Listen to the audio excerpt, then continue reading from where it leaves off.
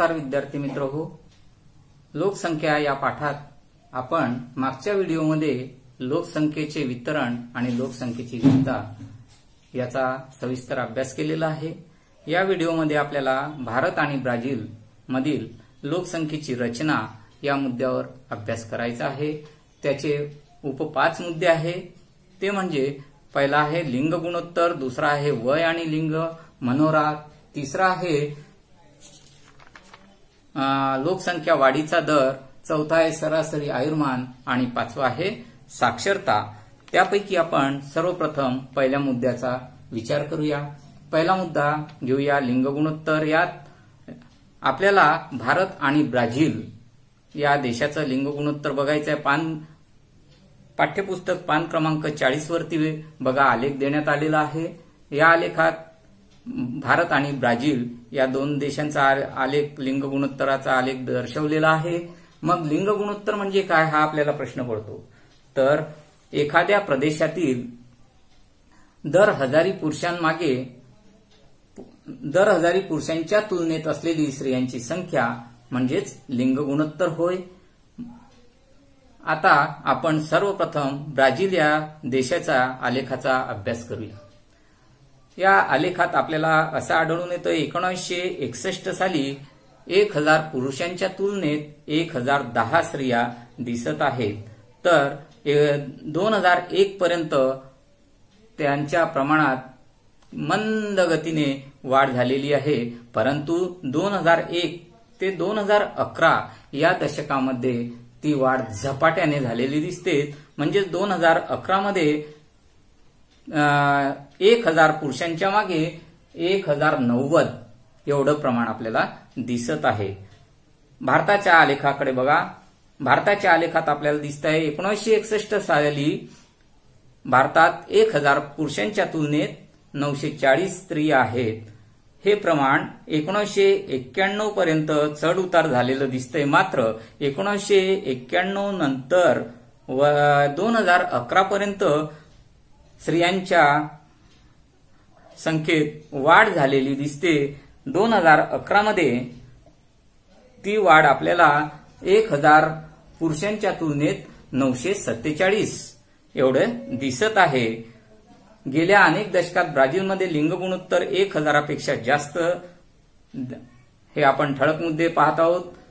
त्याचबरोबर ब्राझीलच्या लिंग गुणोत्तराचा विचार करता या देशातील स्त्रियांची संख्या 2001 पासून पुरुषांच्या संख्येपेक्षा लक्षणीयपणे वाढलेली आहे। तर भारतात पुरुषांची संख्या स्त्रियांच्या संख्येपेक्षा जास्त आहे। भारतात गेली अनेक दशके लिंग गुणोत्तरात चढ उतार झालेला आपल्याला पाहावयास मिळतो आहे।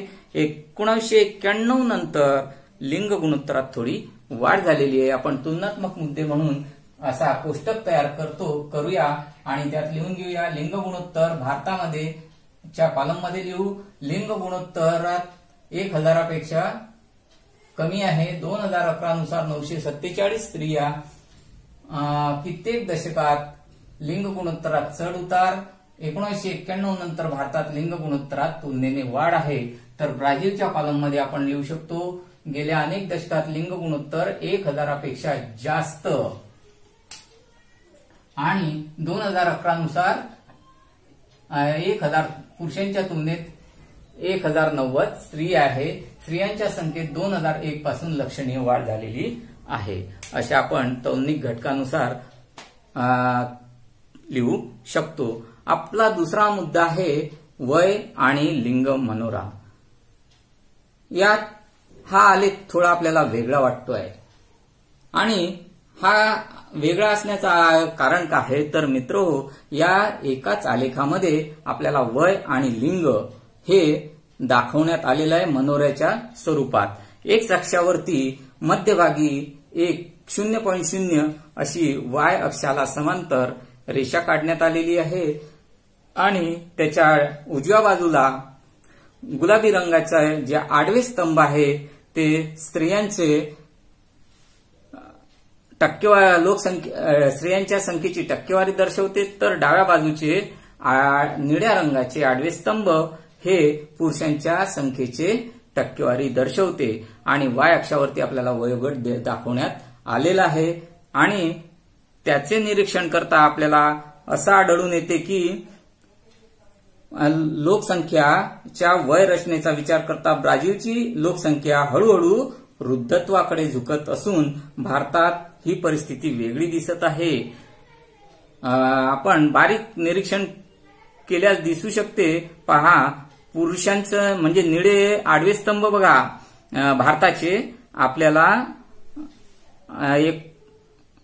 30 ते 34 या वयोगटापर्यंत 4% जास्त आपल्याला लोकसंख्या पुरुषांची संख्या दिसते आहे. तेच जर आपण 30 ते 34 याच वयोगटापर्यंत पाहूया, आपल्याला 4.0 या टक्केवारीपर्यंत ब्राझीलमधील पुरुषांची संख्या, ते आडवे स्तंभ पहा, त्याच्या या 4.04 रेषेच्या किती लांब गेलेले आहे. ते जवळजवळच आहे. म्हणजे पर्यायाने तिथे पुरुषांची संख्या या वयोगटामध्ये कमी आहे. आणि म्हणून आपल्या भारताला तरुण देश असा सुद्धा संबोधलं जातं. आणि त्याचा आपण या तौनिक घटकानुसार वयलिंग मनोऱ्याच्या मुद्दे लिहू शकतो. तरुण वयोगटातील लोकांचे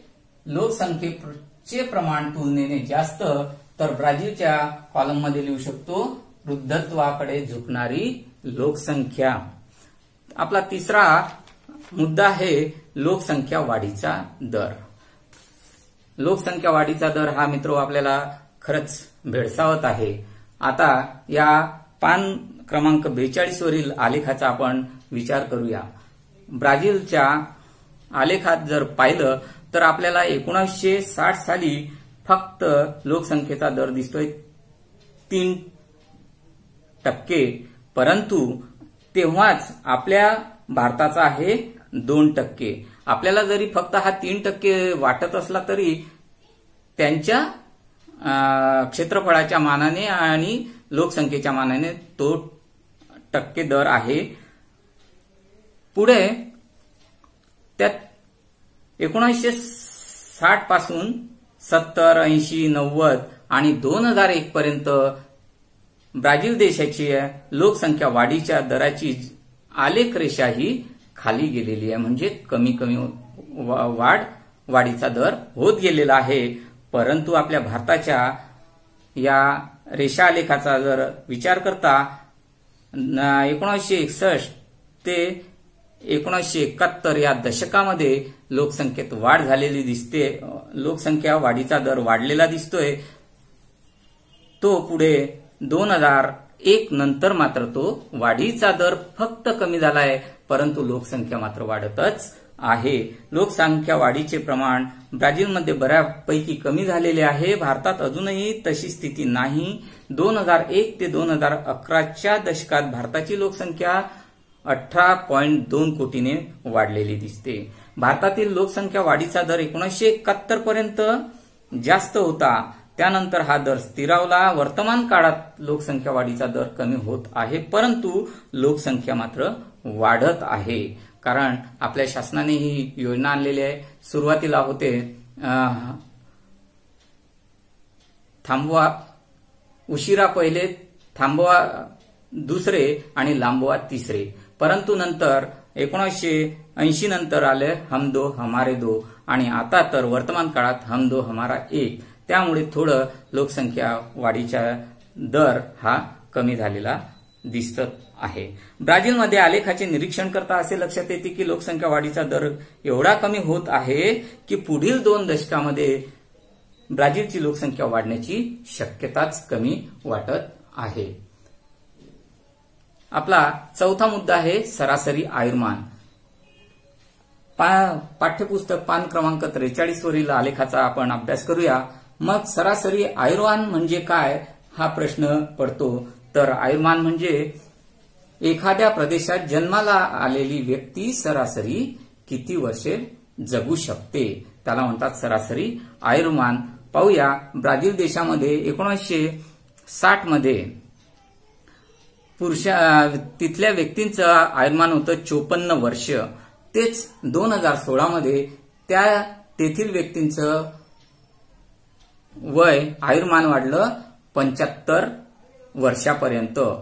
पण आपल्या भारतामध्ये पहा 1960 साली 41 वर्षे पर्यंतच वयोमान होतं आणि तेच 2016 मध्ये 68 वर्षापर्यंत वाढलेलं आहे. मग आता हे आयुर्मान वाढ होण्याचे कारण आहे काय?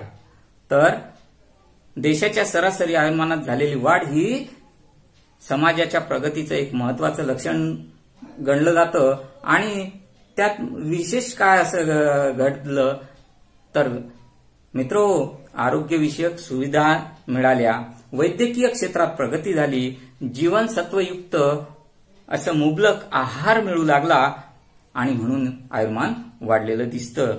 विकसनशील देशांमध्ये आयुर्मान अजूनही कमी आहे, परंतु सामाजिक व आर्थिक विकासाबरोबर त्यामध्ये हळूहळू वाढ होत आहे. आणि शेवटचा मुद्दा जो आहे आपला साक्षरता प्रमाण, 5वा मुद्दा. तर मित्रो, या साक्षरते म्हणजेच लिहिता वाचता येणे. मग ब्राझील देशाच्या आलेखाचा विचार करता 1981 साली आहे 74.6% साक्षरता झालेले लोक, तेच 2016 मध्ये त्यांचे 92.6% व्यक्ती साक्षर झालेले आहे. त्या तुलनेत आपल्या भारताचं जर आपण पाहिलं तर 1981 मध्ये फक्त 40.8% लोक शिकलेले होते, साक्षर झालेले होते.